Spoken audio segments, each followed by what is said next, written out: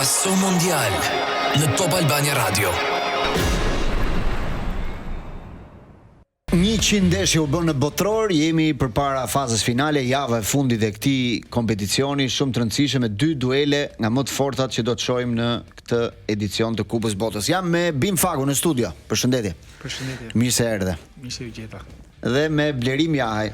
Përshëndetje. Kolegu jonë në digital, presim të na bashkohet dhe Livia pas pak, sepse ka gjetur pak trafik rrugës, po do jetë me ne për të na sjellë disa gjëra. Akoma zbrazur Tirana nga koncerti. Po shahan, sot ka lëvizje. Ja, Bimi mund ta flasë vetë. Sa ka ardhur nga Amsterdami këto ditë dhe e ka parë se si janë lëvizjet aty, po diskutonin pak më parë që sa turista vinë dhe sa çfarë situate krijohet në Tiranë këto kohë. Është për ne që jetojmë jashtë kur vim këtu që shikojmë shumë turista na bën pak përshtypje. Se si më mësuar në herë me Po pra, edhe shumë turista. Është gjë e mirë. Si avioni nga Amsterdami, plot me thënë drejtën u habita pak pasi nuk pa shqiptar, ishin vetëm hollandes. Edhe ka i shumë turista sa s'dali më në shqiptar. Se ne zakonisht kur hypim në avion që vim për Shqipëri, shohim, mos njohim na një, edhe duket se ka ndodh diçka që turistët tani duan vetëm ne. Si do asnjëri, se po shohim politika në gjithë shumicën e vendeve të Europës që ti largosh. I do qeveria dhe i duan biznesmenët se unë ti nuk i duam. I do në xhep tani. I do realiteti pra, nuk është se them që ai do ti, sa i do kokat ata që përfitojnë se unë edhe ti edhe Fakus nuk përfitojmë nga turizmi, kupton? Mendoj. Ja. Se në një biznes nuk kemi, çmimet e arritur, por na shkon bira këtë se filloi se devion ai direkt. 4 vendet e para në lidhjen e botës do jenë në gjysmëfinalet e këtij kompeticioni të Kupës Botës. Që ndodhet vetëm 2 herë në historinë e botrorëve, në Meksik në 70-ën që 4 ekipet më të mira të botës të gjendeshin në gjysmëfinale, ashtu po ndodh edhe këtë vit. Pra, në Meksik dhe në Itali ka ndodhur për herë të fundit. 2 gjysmëfinale që na presin që nga nesër, Franca me Spanjën dhe pastaj Argentina me Anglinë, të dyja në orën 9, një orë e pranueshme pra për ne, për Europën, sidomos.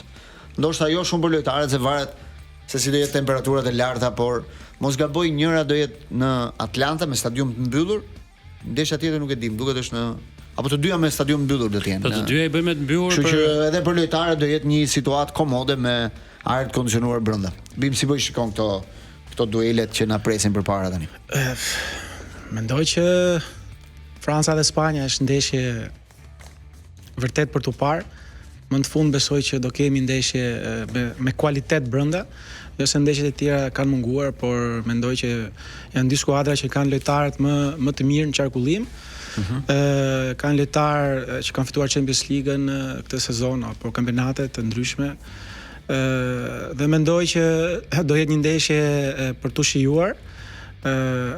Pavarësisht është gjysmëfinale, shpresoj shumë që mos kemi shumë taktik, të kemi ndeshje të hapur, por gjithsesi dihet që është gjysmëfinale botërore. S'ta lënë shumë ata për taktik se ka gjithmonë shumë talent brenda që do ketë një moment shpërthimi në çdo moment. Po ta shikosh me dy skuadrat si Francën edhe Spanjën. Spanja këtë moment që është si skuadrë e re, është po krijoi një brez të ri. Është më shumë taktike se sa po shikojmë Francën. Franca ka më shumë kualitete, siç e the ti, po ka dhe shumë lirshmëri të lojtarëve në veprimet sulmuese apo në veprimet mbrojtëse që ne themi. Dhe mendoj që kjo do bëj diferencë nesër. Blerim? Po shiko, para botrorit pak a shumë këto ishin çiftet. Ishte ndarë. Se duket sikur ka ndryshuar pak historia e botrorëve. Për shembull, më përpara në Europë ishte Gjermania, Italia, skuadrat kryesore. Sot ato pothuajse s'janë fare. Italia nuk kualifikohet, Gjermania eliminohet shpejt, kanë vite. Gjermania duket sikur vendin e këtyre dyjave tani e ka zënë Franca me Spanjën, që kanë disa vite që po prodhojnë futboll, po prodhojnë lojtar, po shkojnë lart nëpër kompeticione, pra e kanë zënë pak pozicionin. Gjermania është zhgënjim kolosal. Edhe Argentina ka zënë pak vendin e Brazilit dikurshëm që ishte dominus, është fut tani. Kurse Anglia është po në ato ujëra, besoj. Që kur përcaktua shorti, të katërt ato finaliste ishin në krah të kundërt të tabelës, domethënë nuk përballeshin njëra tjetrën deri në gjysmëfinale, gjithmonë në rast se fitoni grupet e tyre. Domethënë në një farë mënyrë duke i lexuar rrugtimin, mos shikojmë dhe rrugën që kanë bërë. Për Argentina për shembull është ndesh me skuadra shumë modeste, skuadra të renditura 15, 25, 50 në botë dhe të gjitha ka vuajtur mirësisht. Realisht nuk ka ndonjë befasi, befasia është Gjermania dhe Brazili që u eliminuar ai shpejt dhe u eliminuar në atë mënyrë, pa lënë fare gjurmë të botror, nuk i mban mend kush. Por këto skuadra që janë këtu janë ato që priteshin në një farë mënyrë. Na bashkon dhe Livia, hajde Livia. Futu dhe ti me vonesë, po si Argentina grupi të pranon. Në fund. Po si Argentina. Po realisht Ke Gjermania, Brazil dëgjova. Fix. Po realisht Vetëm kloj edhe mikrofonin e Livias, po munde që ti jemi të gjithë. Okej, Livia po thoje se nuk u dëgjoj. Edha fix kur u përmend Gjermania dhe Brazili. Përshëndetje të gjithëve. përshëndetje. Që unë po thosha edhe për mënyrën si flisim kanë pa ardhur për gjysmëfinale. katër kombëtarët. Secila nuk ka pasur asnjë rashkëlqim, të thuash kjo është vërtet kombëtare që ja vlen, ka bindur. Secila ka pasur ngërçet e veta, ndeshjet kanë qenë shëmtuara, ritmi i ulët. Të nxehtit ka bërë të vetën, kanë një muaj që luajnë futboll. Sezoni i vinte shumë i ngjeshur, secila skuadër ka shfrytzuar atë armën e vet, për shembull Anglia tuel zgjodhi ata lojtarët atletik në fushë. Ti tani po bën kritik ndaj Kupës Botës, thua që ishte vap dhe nuk pan futboll. Jo, po them Unë arsyet. nuk besoj se kemi parë një Kupë Botës si kjo. Jo, nuk është e Qose vërtetë. ti pasaj thua që gjithçka kjo këtu që Shiko, ndodh këtu është orkestruar, bravo qoftë ai Në që ka bërë. aspektin e futbollit është nga një botror më të shëmtuar. Si ka mundsi? Për mua. Po pse? Sepse çdo pjesë Ti në çdo parë botror një sulmues dilte bënte 6 gola. Sot ke po çdo botror ke i parë Brazilin, ke i parë ka shumë Holandën. faktore. Para është zgjerimi i skuadra. Po futet Po me dhe zgjerimi nuk qenë ka që keq. Një sekond. Ka deklaruar Infantino që pas 4 vitesh mund të jetë me 64 ekipe, domethënë 92 duan që të futet jo Shqipëria, po të futet gjithë Maqedonia, Malizi, Tani pastaj duke u futur gjithë këto skuadrat me nivel që nuk duhet të jenë atje, do kemi edhe më shumë gola. Kjo është një fakt. Tjetra, po dalim ke niveli ndeshjeve. Ne tani po na bëhen ndeshjet me 4 pjesë. Se ajo shkutja në mes. Po edhe ajo është për marketing, jo, ajo është për marketing, nuk është. Jo, Ai nuk ka ka ndryshuar ndeshjen komplet. Si lloj efekti dhe unë po shikoj ndeshjen tani mos gënjej kot, më duket se po shikoja Marokun me Hollandën. Ishte një moment në ndeshje, në ato minuta që ritmi ishte shumë i mirë për Hollandën. Në atë moment do të bënte pushimi. Pra ç'a ndodh? Skuadra që jo vetëm Hollanda, po kushdo qoftë.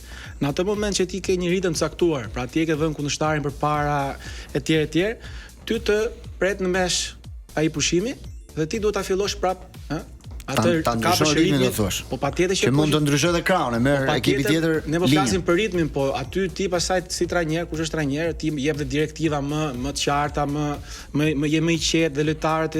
Po ti për shembull ja sot flet në rolin e një trajneri. Do ta doje ti një pushim?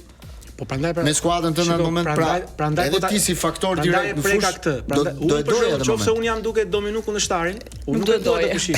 Nuk e dua. Është një pikë me dy presë. Të pret ritmin komplet. Po ta pret pra, dhe dalim pastaj ke niveli i botrorit. Një grup te ishte me super ekipe, krau tjetër ishte me skuadra që mbase s'do jenë më aty në botror, Dhe pastaj dalim ke ajo që the ti, pse kemi gola, pse kemi botror. Do të dalim pastaj ke FIFA etj që këto pastaj janë. Jo, mua vetëm gjë që te ky botror nuk po më rri shumë është kjo pjesa e përdorimit teknologjisë kaq shumë. Kjo ndoshta ka pak debat. Që punon kurdo. Jo që punon, por që kaq shumë, për shembull fia flokut, prekja asaj lart, ajo teknologjia del aty poshtë. Të ca gjëra këto, për shembull kartonat e verdh për simulim mes fush, siç ndodhi me Zvicrën, janë ca gjëra që po hyn shumë duke ndaluar. Pse nuk shkonte gjërat bazë përveç ndalimit të lojës çdo pjesë. Po, ndalimi ka mbështypjen UEFA ka thënë që nuk do e vazhdoj. Po, UEFA nuk do të vazhdoj. Po shkojmë te të tjerat. Është lejuar në shumë ndeshje është lejuar futboll. I lejojmë ka 0 karton për ndeshje, nuk e dia u ka vënë re. Futbolli ka qenë luftë. Tani ke 1 karton për ndeshje. Kjo është diçka pozitive thënë. Nuk është pozitive. Se nuk është pozitive. Kjo tregon që ritmi është shumë i ulët dhe ka shumë pak faulle. Kanë parë ndeshje me 1 faull total 90 minuta. Ka qenë 2 ndeshje. 104 ndeshje, jo 104 ndeshje do jenë speciale. 2 ndeshje të Argjentinës kanë qenë me 3 ose 4 faulle në 98 minuta. Unë ndeshje kanë pas emocion, kanë pas rivalitet. Edhe pse nuk e ka pas bukuri. Ti për shkak të vit njofte skuadra që i kishte parë më pak. Për teknologjinë. Për teknologjinë thua ka ndryrë shumë, u them ka ndryrë pak dhe keq. Jo, nuk thash ka ndryrë shumë. teknologjia e tepërt, siç është ky rasti i prekjes topit te goli i Kroacisë. Ka ndryrë pak dhe keq. Është egzageruar. Ka pasur shumë momente që s'ka ndryrë fare, shumë faulle në zonë, shumë shtyrje, pastaj ndërkohë shef ca gjëra çuditshme. Ishte shumë e çuditshme goli që i anulluan Norvegjisë për një shtyrje të Haaland ndaj mbrojtësit, pastaj tha godite korner nga e para, që është diçka për mua tragikomike. Ai është nuk është rregullëri, është shpikje totale, edhe po i fau është shpikje. Teknologjia, ai topi që ka prek Spider-Camin. Edhe ai është skandal më vetë sepse verifikohet dot. Ajo verifikohet shumë kollaj. Shive trajektoria. Sepse që në momentin e parë ka protestuar të gjithë lojtarët e stafit Norvegjisë. Protestuan mbasi u bë goli, ta thash një herë. Mbasi u protestojnë për çfarë rekorde para golit. Ndalohe. Po se ndalon dot më si preki, si preki arbitrin topi. Prek arbitrin ndalon. Ata i thon kontrolloje. Dhe FIFA del pastaj me një deklaratë. Po tani ata thon se preku, çfarë? E di çfarë më tha një. Më tha një komshi te lagja. Teknologjia e tepërt. Ne ankojmë kot nga qeveria jon, tha kjo FIFA që ka të merr fare dha. Me këto deklaratat përgënjeshtruese e tjera. Një herë floku bën kontakt, pastaj ajo Spider-Cam atje sipër, jo po s'na çipi duke na dhënë sinjal. Ne kemi dy raste. Një rast është goli i Norvegjisë. Goli i Anglisë me mirë, po ja dhe ty po një sekond do t'jap dy. Po sa ndërhyri kjo prekje Spider-Camit dhe sigurt po një sekond, nuk e kam kjo. E kam kjo që thua ti që asnjë nga lojtarët e Norvegjisë nuk protestojnë në moment. Po, nuk ngriti asnjëri dorën.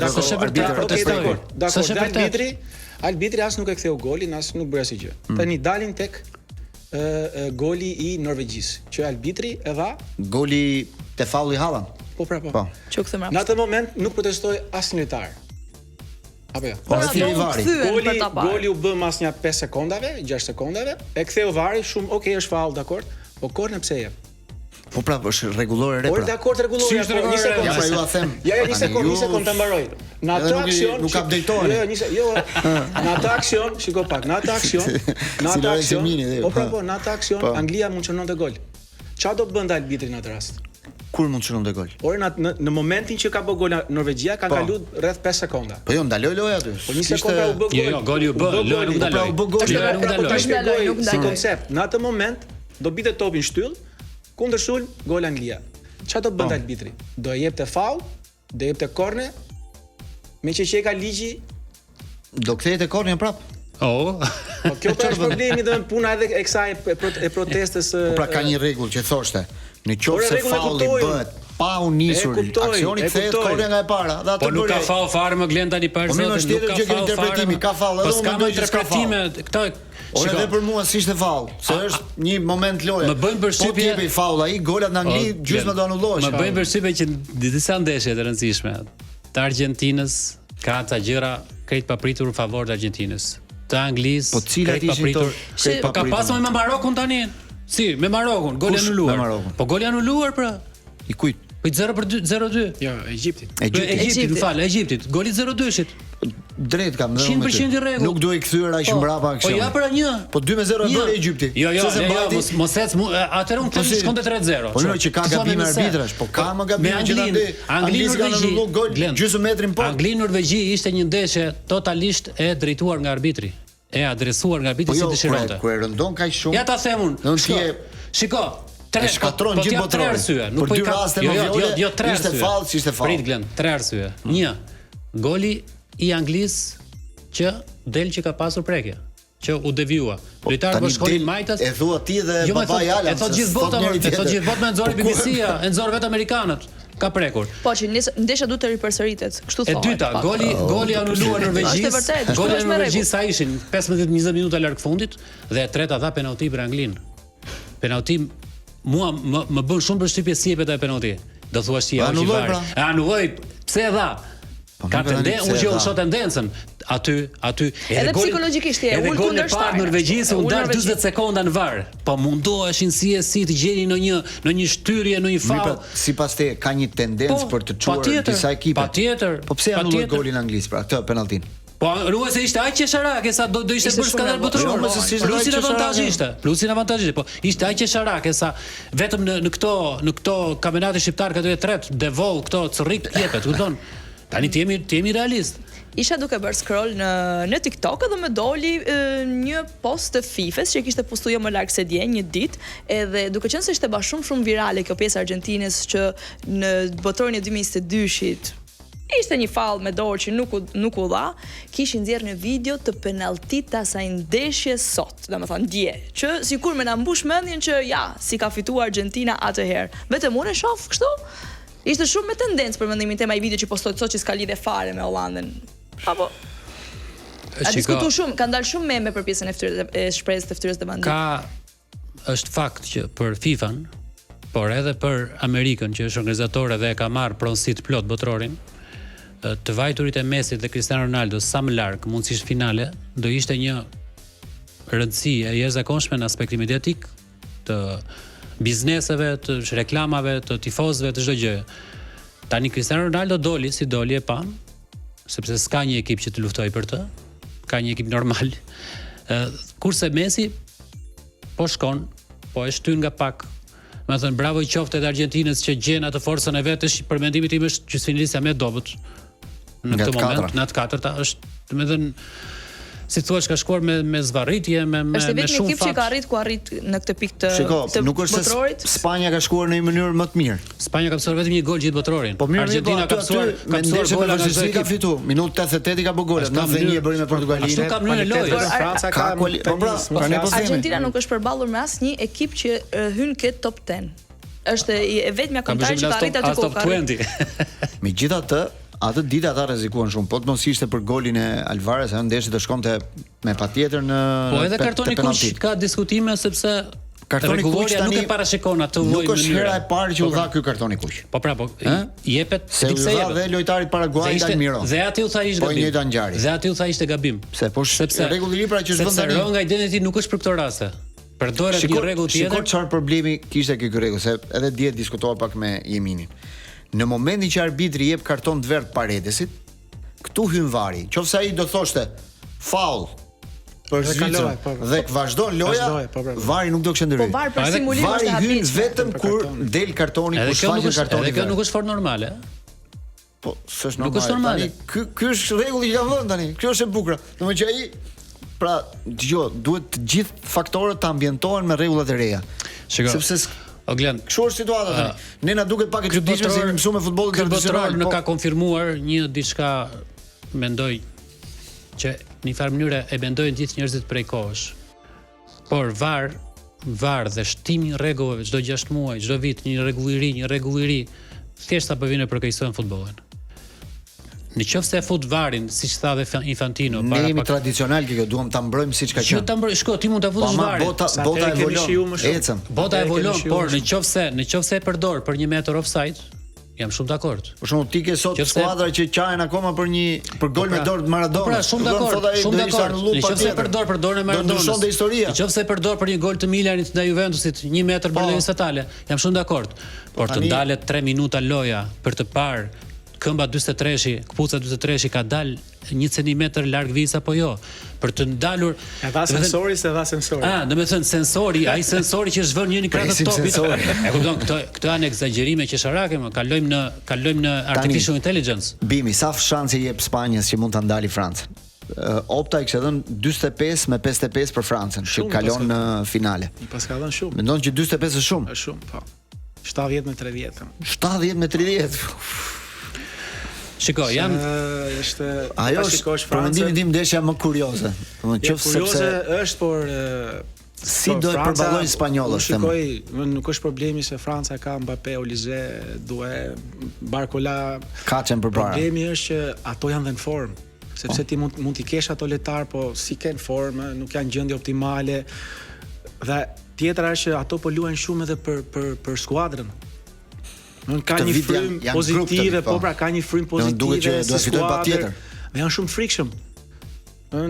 Spanja pasaj, sido që tjetër frikson ke Spanja që vetëm nuk janë në formën e vetë më të mirë. Po kjo pra është. Pedri nuk është akoma aty ku duhet. Pedri let në stol.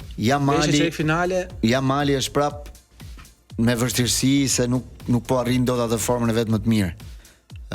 E gjithë skuadra nuk është në gjendjen e europianit. Po të shohësh 2 ndeshje e fundit që ja zgjidh Merino, që është lojtari 26, tregon që ti je në vështirësi për të ardhur deri aty. Nuk je si gjithë tjerët që bëjnë golat e gjejnë situatën. Spanja është, s'po them pasqyrë Argentinës, po le të themi që është si punë Argentinës, sepse por diferenca është që Argentina ka Messin. Nëse Spanja ka vetëm Yamalin. Po Yamali nuk ka rendiment golash, është Pikërisht lojtar. dhe tani gjithë shpresat janë varë te Yamali, po Yamali nuk e bën dot Messin. Nuk arrin dot ta bëj. Po ke kështu kuriozitet për shkak ta shohësh se si do përballet Spanja? Po të zgjon një lloj kurioziteti ndeshja? Po patjetër që po, unë thash, domethënë, kjo është ndeshje jam shumë kurioz domethënë se si do zhvillohet, pasi është kualiteti shumë i madh i Francës kundër po themi një skuadre 3 që po rritet si Spanja. Po. Blerim? Po shiko, këtë janë ndeshur në para një viti në Dy herë të fundit, po. Para një viti ka fituar Spanja edhe në Europian. Para një viti ishte Williams, ishte super form dhe ishte dy ëndrave në dy krahët, Yamal Williams që premtonin një 10 vjeçar fantastik për Spanjën. Në Williams është zhdukur nga skena, dëmtime e tjera. Pedri është zhdukur në skena, po është gjithë Merino. Para një viti ishte Spanjë tepër superiore. Në zgabohem shkoi 5-1. 5-1, bën 3 gola në fund pastaj. Po, dhe s'kish nevojë fare edhe për një Çfarë diferencë? Domethënë mënyra e lojës që bën Spanja i mjafton dhe një Oyarzabal i zakonshëm aty. Oyarzabal të jemi realist, nuk është një fenomen botror. Por ke Oyarzabalin tani, ke Baenën tani, ke Pedrin jashtë forme tani, ka Spanja është zbehur goxhas edhe Yamali është zbehur. Yamali duket se ka filluar mendon më shumë për veten sesa për ekipin. Ndërsa në krah tjetër Franca vërtet nuk ka lojën kolektive të Spanjës, me ato qarkullimin e dendur që të asfikson, të mbyt. Po vertikalizojnë shpejt, janë të shpejt. Por ka një shpejtësi të frikshme dhe ka lojtar, nuk është se ka vetëm Mbappén.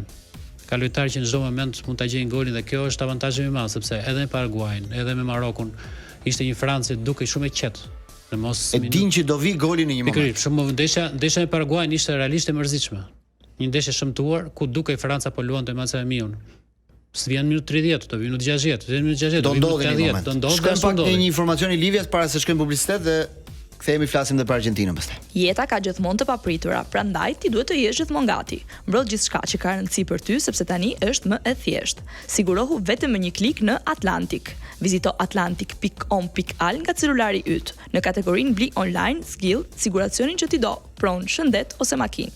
Plotso dhënat dhe qëndroj sigurt vetëm me një klik. Atlantic 25 vite që kujdesemi për ju.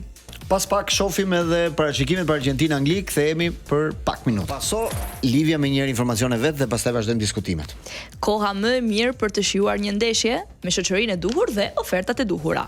Në Spar gjeni gjithçka që ju duhet për të shijuar çdo moment të ndeshjes. Birra nga markat më të preferuara, snack dhe shoqërues të shijshëm, djathra dhe prosciutto.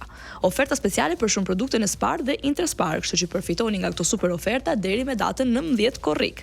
Spar pranë familjes çdo ditë. Falenderojmë dhe Sparin, ndërkohë kthehemi pak te Argjentina-Angli. Kjo është një ndeshje më historike, më e bukur, ka futboll brenda, ngjarje të tjera historike me ishujt Falkland, po këto besoj do rrin jashtë kësaj historie sepse sa herë që rikthehet një ndeshje e tillë, po paktën kjo 40 vite më parë është vështirë që të harrohet ai goli me dorë. Sot po shikoja disa gazeta të kohës, gazeta angleze si e kishin raportuar ata lajmin. Edhe brenda se anglezët janë gjithmonë të drejtë në këtë histori, vërtet thonin Maradona na bëri me hile, por ama krau tjetër i medaljes ishte që ndeshja e Maradonës në atë periudhë ka qenë e jashtëzakonshme, goli tjetër. Domethënë ata i pranonin të dy realitetet e kombëtarës tyre në atë, por nuk e kanë harruar kur me siguri atë golin me dorë të tij. Tashi që rikthehet gjithmonë, ëh. Historia e ka treguar që gjithmonë ndeshjet apo historitë përsëriten në periudha të ndryshme, por jepet shansi i dytë, gjithmonë në futboll. Tani është histori tjetër, nuk është Maradona, por është Messi. Po tani fillon për shembull dëgjova dje që thoshin që nëse edhe Messi nuk e mund Anglin, nuk e barazon dot Maradona. Do ja gjejnë gjithmonë një gjë që ai duhet të ndjeki. Mirë, se këto janë klikime, po themi, që duan njerëzit të dëgjojnë, të shikojnë, ja shtojnë interesin. Ta bëjnë pak ndeshjen, ta bëjnë ndeshjen më interesante, më atraktive dhe pastaj të presin ç'a do ndodhi. Por ne jemi pak e pjesa e sportit, e futbollit, shikojmë se si do zhvillohet kjo ndeshje. Se ti më pyete mua, e kurioz për France-Spanjë, unë jam kurioz edhe për këtë ndeshje, pasi në dy ndeshjet e fundit që kam pa që në Argjentinën, nuk është se më ka pëlqyer, po e kam pa se kam dashur me pa Messin, ça do sjellë ai akoma. Por po ta shikosh mënyrën se si Argentina luan futboll apo sistemet që përdor trajnerë apo lojtarët që përdor, është pak e çuditshme. Por gjithsesi ai përderisa fiton nuk ke ça diskutosh, por ka lojtarë në stol me shumë kualitet që skuadrat e tjera mbas edhe nuk i kanë.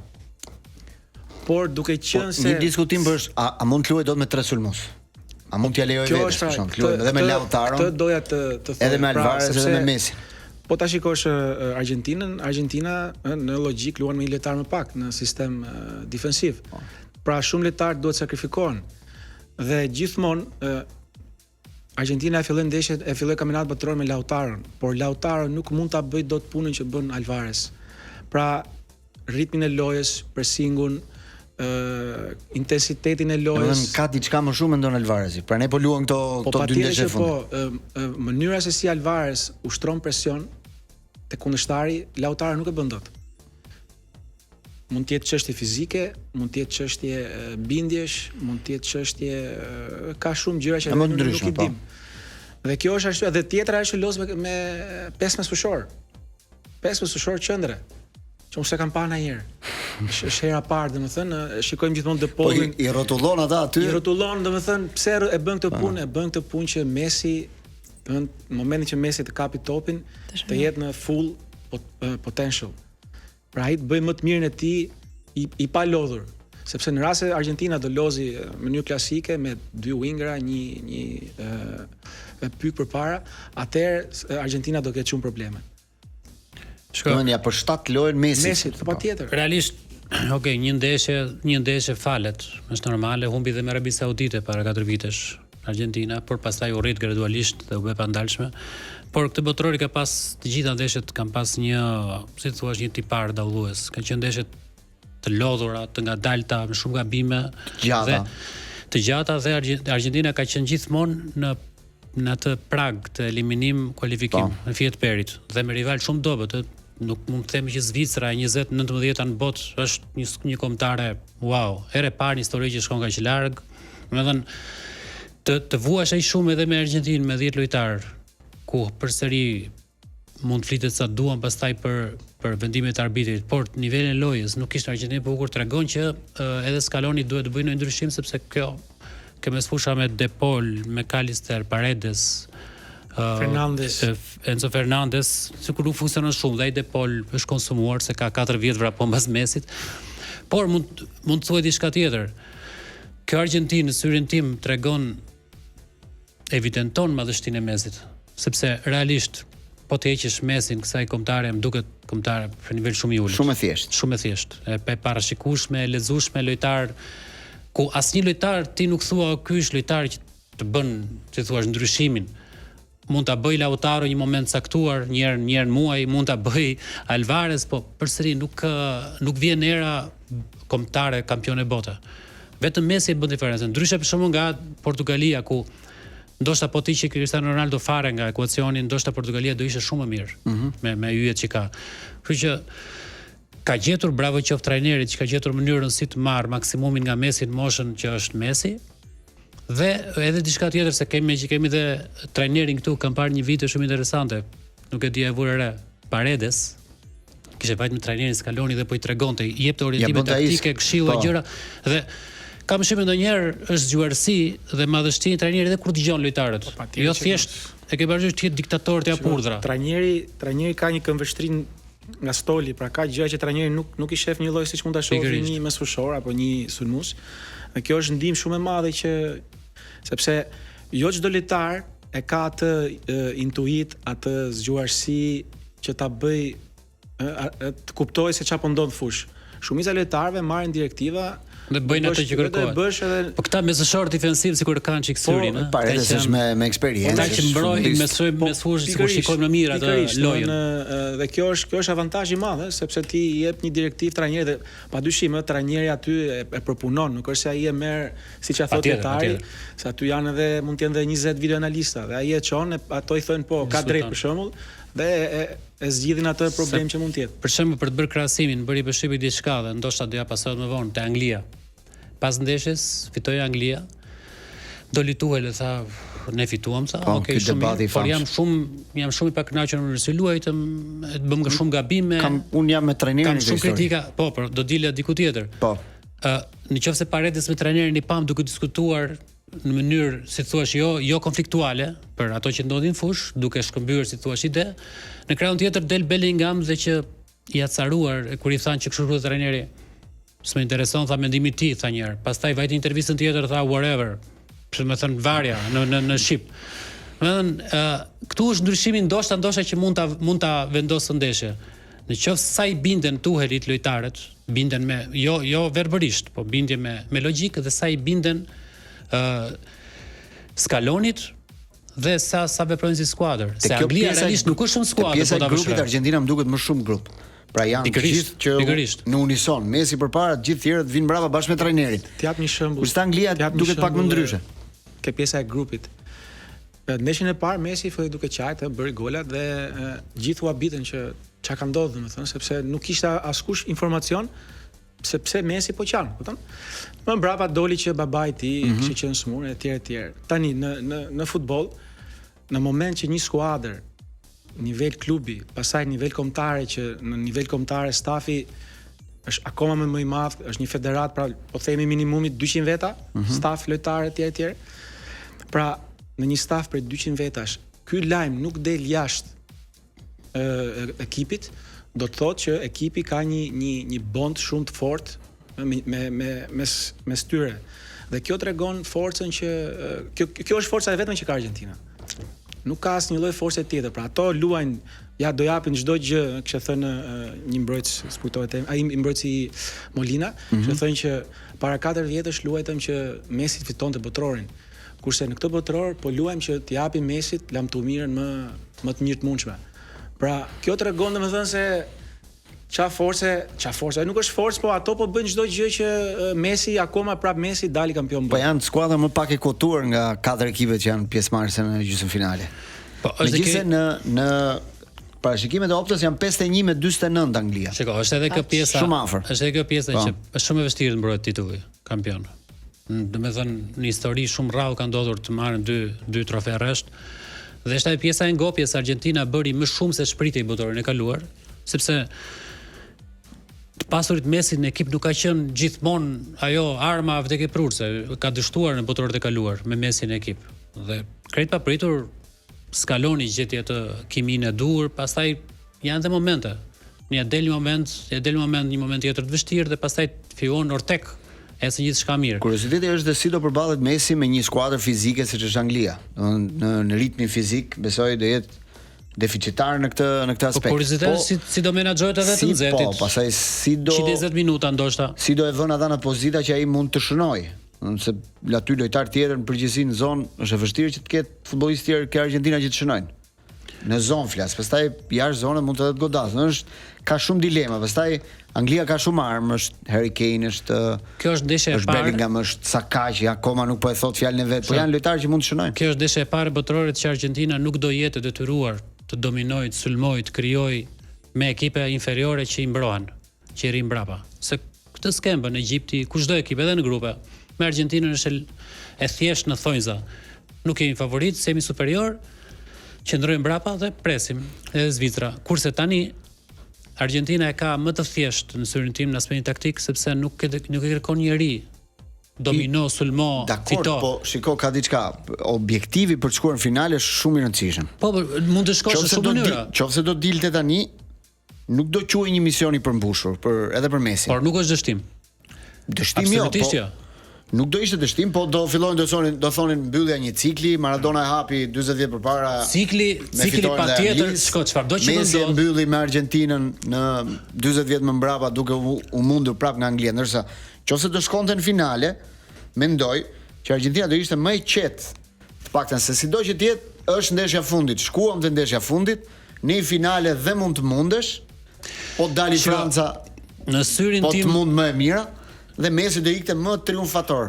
Ndeshja me Anglinë ka më shumë përgjegjësi, për t'i thënë dhe popullit që shiko, un kam bërë çdo gjë që ka bërë Maradona, do e bëj edhe këtë radhë. Ama po se bëri, shiko, në syrin tim, pak. Argentina, edhe fakti që ka kaluar me kaq shumë vuajtje, me përmbysje, me shtesa në ndeshje të leta në letër, ndoshta në moment tjetër do ishte eliminuar nga Zvicra apo nga Egjipti. Po. Por fakti që është kampion e botës në fuqi i ka hequr një barë të rënd nga shpina. Kishte një barë që mbante për shumë vitesh dhe ky botor e ka parë Argjentinën shumë më të relaksuar, më të qetë mendërisht. Nuk ka parë në Argjentinë nervoze. Jo. E di ku e dallon që është nervoze ke lotët e Messi mbas Egjiptit. Po filluan gjithë duke qarë aty. Shiko, lotët pra donin kualifikimin dhe aty ata ndjen për herë parë frikën. Se ata mendonin që tani fushë kemi kundërshtar përpara. Është tjetër gjë. E vurin vështirësi ai, fitoi me vështirësi, fillova duke qarë. Është tjetër gjë. Është tjetër gjë të eliminohesh nga Anglia gjysmëfinale dhe tjetër gjë nga Egjipti në turë të dytë. Në turë të tretë. Ideja është që ai do ishte dështim kolosal dhe ato lotë të Messi kanë qenë jo vetëm nga stresi se ndeshje, po e tha dhe jo, ai po thoshte për lotët e parë të babaj, po e dyta ke kualifikimi me Egjiptin që filloi duke qarë gjithë skuadra. Po ishte edhe pak nga penaltia, përgjithësia që penaltia, po gjithë bashkë. Ishte ngarkesë stresi i kualifikimit. Ngarkesë e madhe ishte po. Shiko, u mbet penalti, e dyta penalti rresht. Po. Apo jo. Gjithë bashkë ajo situatë dhe ngelte fatura atij dol të nxori nga loja e Egjipti. Tani ne po flasim dhe nivele dhe largohet nga historia e futbollit Messi me Egjiptin. Edhe në nivele futbolli shqiptar ku ka luajtur Erbimi, po të bënte 2 gafa rresh në ta zënë në derbi në Maqedoqante. Tani po flasim për botror ku tani është më dejësisht të nxjerri Bellingham nga botrori sesa të nxjerri Egjipti. Unë për vete e shoh si sukses të madh edhe arrin deri këtu të Argjentinës, misioni kompletuar, 4-sha. Tani me Anglinë edhe monedhe është, unë nuk e preshtoj këto 2 ndeshje shtojnë shesa të dyja. Ju të dy se jemi në fund. Me që ju të dy nuk do jeni nesër dhe pas nesër, se Livia këtu do jetë me ne. Bëjnë një parashikim për 2 ndeshjet, hajde, jepi një Blerim. Kush kualifikohet finale? Kush do luajë dielën? Kaq më thuaj. Franca Angli shon finale, po ndoshta të dyja me shtesa fitojnë. Franca Argjentinë. Francë Argjentinë. Ti Livia do bësh nesër. Argjentinë. Si fillova edhe ti? Francë Argjentinë. Unë them Spanjë Argjentinë, hajde po e fus. E di që është shumë e bukur për shembull Messi kundër Spanjës, Jamalit. Histori shumë e bukur. Çdo skuadër ka një arsye pse të shkojë finale. Ju falenderoj për sot, Blerimin, Bim Fagun dhe Livian. Nesër shihemi përsëri në orën 14 tu në Paso Mondial.